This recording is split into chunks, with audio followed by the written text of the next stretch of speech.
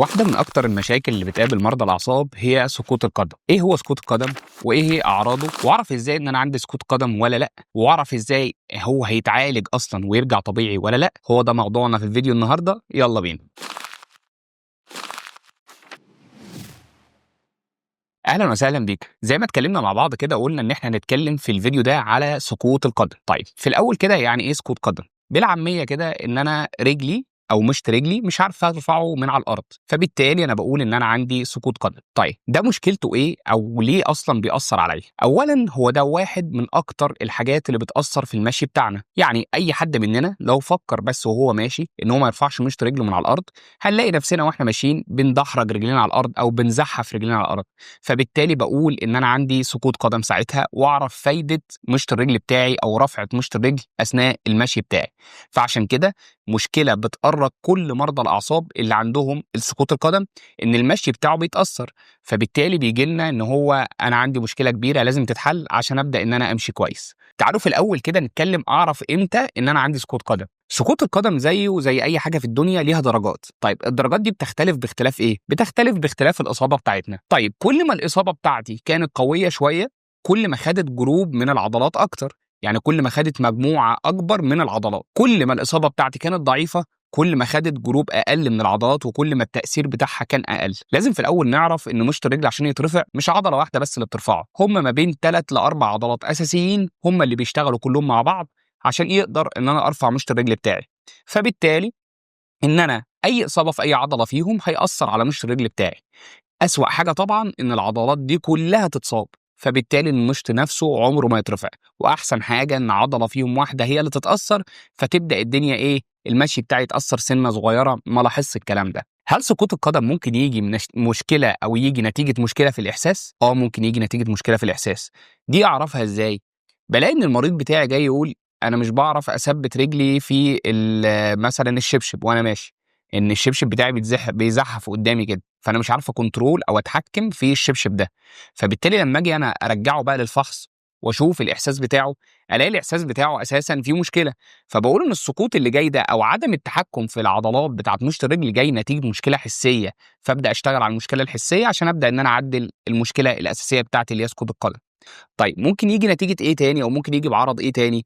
ممكن ييجي إن أنا أول ما بامشي بارفع رجلي من على الأرض، وأول ما أستلم الأرض بدل ما أستلمها والدنيا تبقى بسيطة كده ورجلي ما تتخبطش في الأرض، ألاقي رجلي بتخبط في الأرض، كل ما آجي أستلم الأرض رجلي تخبط في الأرض، فباقول كده إن في مشكلة عضلية كبيرة، إن أنا عندي كده مشكلة في العضلات بتاعة الساق الأمامية اللي مسؤولة عن رفع مشط الرجل بتاعي لفوق. ممكن ييجي نتيجة أمراض إيه؟ يعني إيه الأمراض اللي ممكن تجيب لي سقوط في القدم؟ خلينا في الأول نتكلم كده إن سقوط القدم ده ممكن أولًا ييجي نتيجة الجلطات أو السكتات الدماغية، يعني لو حد فينا لا قدر الله جاله سكتة دماغية معرض إن ييجي له سقوط في القدم، بس السقوط في القدم بتاع السكتات الدماغية ما بيبقاش complete ما بيبقاش كامل، بتبقى فيه عضلات شغالة وعضلات لأ، فبنلاقي أنا كمريض إن أنا لما آجي أرفع رجلي ألاقي إن أنا أعرف أرفع رجلي مثلًا بس هي بتلف مني، لكن باقدر إن أنا أرفع رجلي، فبالتالي أنا باقول أو لمّا آجي أشخّص الحاجة دي، أقول إنها سقوط قدم بس مش بالدرجة الكافية أو مش بالدرجة الكبيرة، أقول إن في مجموعة عضلات هي اللي مش شغالة هنبدأ نشتغل عليها فالدنيا تتضبط شوية. طيب يبقى أول حاجة قُلناها إن هو ممكن ييجي نتيجة السكتات الدماغية. طيب ممكن ييجي نتيجة إيه تاني؟ ممكن ييجي نتيجة التهاب الأعصاب الطرفية، زي الالتهاب الأعصاب اللي بييجي نتيجة السُكّر. الناس اللي بيبقى عندهم سُكّر وتبدأ الدنيا مش controlled مش متحكمين فيه، مش بياخدوا الأدوية بشكل كافي، فيبدأ مع الوقت ييجي لهم التهاب في الأطراف أو في التهاب في الأعصاب الطرفية بتاعتهم. التهاب الأعصاب الطرفية ده بيأثّر على الأعصاب اللي بتغذي العضلات دي، فتبدأ التغذية بتاعة العضلات تقل، فيبدأ الدنيا تقل معانا، فيبدأ العضلات تريّح خالص، فيبدأ الراجل ده ييجي له سقوط في القدم. طيب ممكن ييجي نتيجة خبطة. طيب ده بييجي إزاي؟ أي خبطة بتأثّر على القصبة من تحت، بتخبط في القصبة بتاعتنا، لو الخبطة بتاعتنا كانت جامدة وكانت من الجنب هتجيب العصب اللي بيغذي العضلات بتاعة مشط الرجل، فبالتالي بعد الخبطة دي هالاقي مشط الرجل بتاعي إيه؟ ثبت أو ريّح تحت أو إن أنا مش عارف أحرّكه لفوق تاني. طيب ممكن ييجي نتيجة إيه تاني؟ ممكن ييجي نتيجة أصلًا حاجة أكبر من الكلام ده كله وهو إصابات النخاع الشوكي. إصابة النخاع الشوكي لمّا بيحصل الإصابة بتاعة النخاع الشوكي نفسه. واحده من العضلات اللي بتتاثر من المجموعه بتاعه العضلات اللي بتتاثر هي العضلات بتاعه مشط الرجل، فبالتالي عضلات مشط الرجل مش بتعرف ترفعها تاني، فبالتالي بيبقى في سقوط في القدم ايا كان الليفل بتاعك. يعني يجيب العضلات اللي بتغذي المشط بتاع الرجل بتاعي بيبقى مختلف باختلاف الليفل بتاع الاصابه بتاعتي. طبعا من اول الاصابه فوق لغايه تحت كل ده ممكن يجيب لي سقوط في القدم. ممكن مثلا تعدي من سقوط القدم لو الاصابه بتاعتك من اول L5 وانت نازل، يعني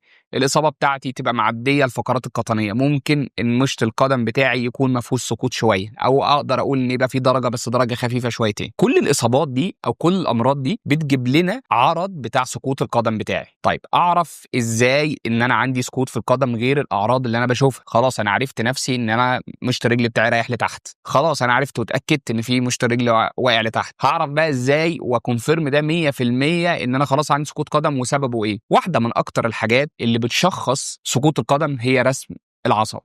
تمام؟ طيب رسم العصب بتاعي اللي انا بعمله هو رسم عصب كامل للرجل، وببدا اشوف الاصابه بتاعتي جايه فين. طيب رسم العصب ده هل هو ضروري لكل الحالات؟ لا طبعا. يعني الحالات بتاعت السكتات الدماغيه رسم العصب بتاعنا ما بيبقاش مطلوب بدرجه كبيره، لان هو مش هيفرق معايا في التشخيص، لان انا عارف ان الاصابه في الجلطه او الاصابه في النزيف جايه في المخ، وعارف انها مأثره على الجزء اللي بيغذي العضلات دي، فبالتالي مع الوقت عارف انها هيتأثر 1 2 3، فانا خلاص الدنيا بالنسبه لي واضحه وانا هشتغل عليها. يفرق رسم العصب في ايه بقى؟ يفرق لو انا عامل اصابه تروماتيك او اصابه حادثه فجابت لي مشط الرجل او وقعت مشط الرجل بتاعي لتحت. يفرق معايا تاني لو الاصابه بتاعت النخاع الشوكي جايه لي باعراض ان العضله بتاعتي او الرجل كلها سايبه ما فيهاش شد، فبالتالي اروح اعمل رسم عصب عشان اشوف الاصابه جايه في انهي حته بالظبط، عشان اشوف الاصابه كامله ولا ناقصه ولا نص نص ولا الكلام ده كله، لان هي هتفرق معايا في التحسن بتاعي، وهتفرق معايا في تفكيري للتحسن، هل انا هتحسن ولا لا.